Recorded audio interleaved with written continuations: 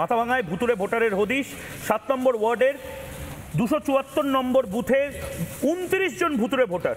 29 জনের মধ্যে একজন বাংলাদেশি নাগরিকও, সাবাস। বাকিরা মৃত অথবা অন্যত্র চলে গিয়েছেন।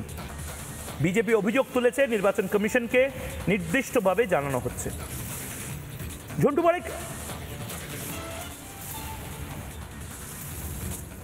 বারেক, আমি আপনার কাছে যাব, কিন্তু তার আগে তৃণমূল এবং বিজেপি এই নিয়ে যে সুপার চর্চাতে মেতে উঠেছে একবার দেখব, তারপরে আপনার কাছে একদম অ্যানালিটিক্যাল একটা প্রশ্ন করব। শুনুন। ইলেকশন কমিশনের গাফিলতির কারণে হতে পারে, তাহলে এর দায় কে নেবে? ভারত সরকারকে এই দায়িত্ব নিতে হবে। কারণ ইলেকশন কমিশনকে যেভাবে কাজ করার কথা বলতেছে ভারত সরকার, সেভাবেই ইলেকশন কমিশন কাজ করার চেষ্টা করছে। আজ থেকে 15 থেকে 20 বছর আগে বাংলাদেশে কোনো কারণে গেছে, ওখানে যে বিয়ে শাদী করেছে, বউ বাচ্চা আছে, তারপরও 15-20 বছর ধরে 7 নম্বর 274 নম্বর বুথে ভোটার লিস্টের নাম আছে। ঠিক আছে, এটা একটা বড় অভিযোগ। ভোটার লিস্টে যারা আছে তাদেরকে বুথ লেভেল অফিসারদেরকে বলবো, সরকারি বুথ লেভেল অফিসারদেরকে বলবো, এগুলো পরিষ্কার করতে হবে। রাজনৈতিক তরজা তো চলবে, কিন্তু আমাকে একটা বেসিক জিনিস বোঝান। এই যে প্যানিকটা তৃণমূল কংগ্রেস তৈরি করছে না, এই যে আগুন জ্বালিয়ে দেবো, আজকে একটা দারুণ কয়েনেজ নতুন সৌরপ্রিয়তা করলেন, গণতান্ত্রিক আগুন জ্বালানো, এগুলো চলবে। কিন্তু আমরা যা খবর পাচ্ছি, এসআইআর শুরু হওয়ার আগেই একটা বড় সংখ্যক অনুপ্রবেশকারী যারা বাংলাদেশ থেকে এখানে ঢুকেছিল, যাদের সিএতে নাম লেখানোর কোনো অপশন নেই, তারা আবার ফিরে যাচ্ছে, এবং ফিরে যেতে গিয়ে অনেকে ধরাও পড়ছে, অ্যারেস্ট হয়ে তাদেরকে আবার ডিপোর্ট করা হচ্ছে। এটা তো একটা সাকসেস। সাকসেসটা আরও ব্যাপক অর্থে হবে, এ যেন এসআইআর নয়, কার্বলিক অ্যাসিড গর্তে ফেলে দিয়েছে। কার্বলিক অ্যাসিড গর্তে ফেললে কি হয়? এই পোকামাকড়, সাপ, বিষধর সাপ, এরা কিন্তু হুড় করে বেরোয়। তোমায় আমি বলছি, উত্তরবঙ্গ থেকে ফিরলাম আজ, এন্টায়ার উত্তরবঙ্গের একটা বড় অংশ অরক্ষিত বাংলাদেশের বর্ডারের সাথে, কোথাও কোথাও পায়ে হেঁটে এপার ওপার যাওয়া যায়। এই জায়গাগুলো সবচাইতে বেশি অনুপ্রবেশের গ্রাসে পড়েছে, তার কারণ যেহেতু উত্তরবঙ্গে জমি জঙ্গলটা ফাঁকা, সেখানে বসতি গড়ে তোলা যায় এবং সেখানে কলকাতা এবং দিল্লির নজর থেকে অনেকটা দূরে থাকা যায়। সেখানে পালানোর হারটা তোমরা যদি একটু দেখাতে পারতে, রাতের অন্ধকারে খোলা এখনও বেশ কিছু জায়গা পালাচ্ছে, কোথাও কোথাও যায় যে দালালরা এনেছিল সেই দালালদের মাধ্যমে পালাচ্ছে, কোথাও কোথাও স্থানীয় নেতারাও পালাতে সাহায্য করছে। আমি তোমায় বলি যে তথ্য পরিসংখ্যান নিয়ে তো আমাদের চলতে হয়। 1998 সাল তৎকালীন ভারত সরকার একটা রিপোর্ট প্লেস করলেন, স্বরাষ্ট্রমন্ত্রী বুদ্ধদেব ভট্টাচার্য, তখনও মুখ্যমন্ত্রী হননি পশ্চিমবঙ্গের, বললেন সারা ভারতবর্ষে 1,80,00,000 অনুপ্রবেশকারী, রিপোর্টটা আমার কাছে এই মুহূর্তে আছে, তার মধ্যে 1,25,00,000 পশ্চিমবঙ্গেই আছে।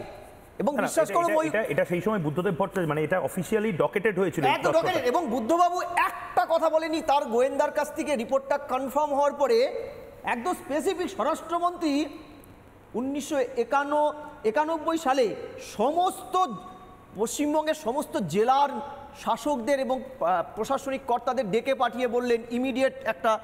কোন সালে বলছেন? 98 এবং 2001 অনুপ্রবেশকারী থাকে, হ্যাঁ, তাহলে সেটা তো মানে ট্রিকল ডাউন এফেক্টটা এমনিতেই অঙ্কের কাছে 3 কোটি হবে। দ্বিতীয় আমার কাছে আরেকটা পেপারস আছে, এই সরকার ক্ষমতায় আসার পরে, তখনও মনমোহন সিং সরকার ক্ষমতায় সেন্ট্রালে, তারা একটা রিপোর্ট দিলেন জাস্ট 2 বছরের সদ্য নতুন তৃণমূল সরকার, যে এই 2 ইয়ার্সের মধ্যে সারা ভারতবর্ষ সহ পশ্চিমবঙ্গের তখন জাতীয় জনসংখ্যা বৃদ্ধির হার 13%। পশ্চিমবঙ্গের এখানে আমার কাছে লিস্টেড 7টা জেলার নাম উল্লেখ করে স্বরাষ্ট্র মন্ত্রক চিঠি করলো, যেখানে 21, 22, 25, 26% জনসংখ্যা বৃদ্ধি পেয়েছে, জাতীয় গড় 13%-এর সাপেক্ষে দ্বিগুণ। এবং কোথাও কোথাও ধারাবি, সবচেয়ে জনঘনত্বপূর্ণ ধারাবি বস্তির চেয়ে বেশি। আমার কথা হচ্ছে, এই জায়গাগুলো আজকে রাজ্যের মুখ্যমন্ত্রী, তৎকালীন বিরোধী নেত্রী যখন যুদ্ধ ঘোষণা করেছিল এই অবাঞ্ছিতদের বিরুদ্ধে, যারা অণুতে ঢুকে পড়েছে, আজকে তিনি অসম্ভব হিরণ্ময় নীরবতায় ভুগছেন। তার কারণ কি জানো? এই কুড়ে খাওয়া এই অবাঞ্ছিতরা তার ভোট ব্যাংকে পুষ্ট করে, তার বিনিময়ে তোমার আমার সজলবাবুর, সৌরভদার, এদের ভাতের থালায় এরা অংশীদার হয়, কুড়ে খায় বাংলাটাকে, অর্থনীতিটাকে ছিঁড়ে খাচ্ছে। এমনকি শাসক দলের মদতে এই অবাঞ্ছিতটা। না আমাকে ঝন্টুদা, আপনি যেহেতু এটা এর আগের প্রসেসেও ছিলেন, মানে একদম অঙ্কের খাতিরে ধরে নিন অভিষেক বন্দ্যোপাধ্যায়, মমতা বন্দ্যোপাধ্যায় এটাকে 100% কোঅপারেট করছে, ধরে নিন সবাই কনসেনসাসে এসে গেছে, সবাই সর্বসম্মতিক্রমে বলছে হ্যাঁ এসআইআর হোক। অঙ্কের খাতিরেও যদি 50% এসআইআর হয়, তাহলেই তো হিসেবে দেখা যাচ্ছে যে মৃত ভোটার, ভুয়ো ভোটার, বিভিন্ন ভোটার যারা হয়তো বিভিন্ন অন্য দেশে বা রাজ্যে চলে গেছেন আর ভোট দেবেন না, অনুপ্রবেশকারী, এইটা মিলিয়েই তো প্রায় 20 থেকে 40 লাখ মানুষ বাদ চলে যাবে।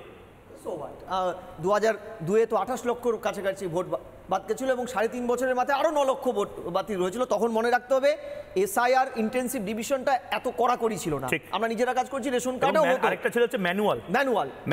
এবার যেটা অটোমেটিক, আমি কোনো অপশন ছিল না, এত প্রচার ছিল না, ময়ূক রঞ্জন ঘোষ গলা চিরে প্রতিদিন মানুষকে কনসাস করেনি, আর এই কার্বলিক অ্যাসিডের ছেটাটা এই ব্যাপক অর্থেই অবাঞ্ছিতর উপরে পড়েনি। তারপরে আমি বলছি এই সংখ্যাটা যদি 50%, এখন আমিও সন্দেহাতীত, কারণ দেখো ডিক্লিয়ার অফ দ্য এসআইআর সজল দ্বারা বা রাজনৈতিক দলগুলো বলছে 50%ই হোক না, 100% মমতা বন্দ্যোপাধ্যায় করতে দেবেন না, হয়তো 50% হলেও সমস্যা। ভুল করছো। আজকে বিএলওদের উপরে টোটাল এসআইআরটা দাঁড়িয়ে আছে, বিএলও, ঠিক এই বিএলওদের এখনো যা অভিযোগ জমা পড়েছে বিভিন্ন জায়গায় ডিরেক্ট পলিটিক্যাল তৃণমূলের সাথে যুক্ত। মাথায় রাখতে হবে বিএলও কিন্তু একটা অফিসার র্যাঙ্ক, পার্মানেন্ট স্টাফকে প্রেফারেন্স দেওয়া হয়, পলিটিক্যালি সরাসরি কোনো রাজনৈতিক দলের সাথে থাকা যায় না, ওটা আইনে লেখা আছে। যেখানে ভুরি ভুরি পঞ্চায়েত সদস্য, আজ দেখছিলাম তোমার চ্যানেলেই, পঞ্চায়েতে সরাসরি যুক্ত অঙ্গনওয়াড়ি কর্মী, পার্মানেন্টদেরকে বসিয়ে রেখে এদেরকে রিক্রুট করার পিছনে একটাই লজিক, পুরো এসআইআরটা মমতা ব্যানার্জি নিজের মতন করতে চায়, এবং সেটা যদি না আটকাতে পারে কেন্দ্রীয় নির্বাচন কমিশন এবং বিরোধী দলগুলো, তাহলে এসআইআরটা কিন্তু নামে আমি নানা ধরনের কন্টেন্ট দেখার জন্য লাইক করুন, শেয়ার করুন আমাদের ফেসবুক পেজ, সাবস্ক্রাইব করুন আমাদের ইউটিউব চ্যানেল, পাশাপাশি অন্যান্য ব্রেকিং নিউজের জন্য অবশ্যই চোখ রাখুন রিপাবলিক বাংলায়।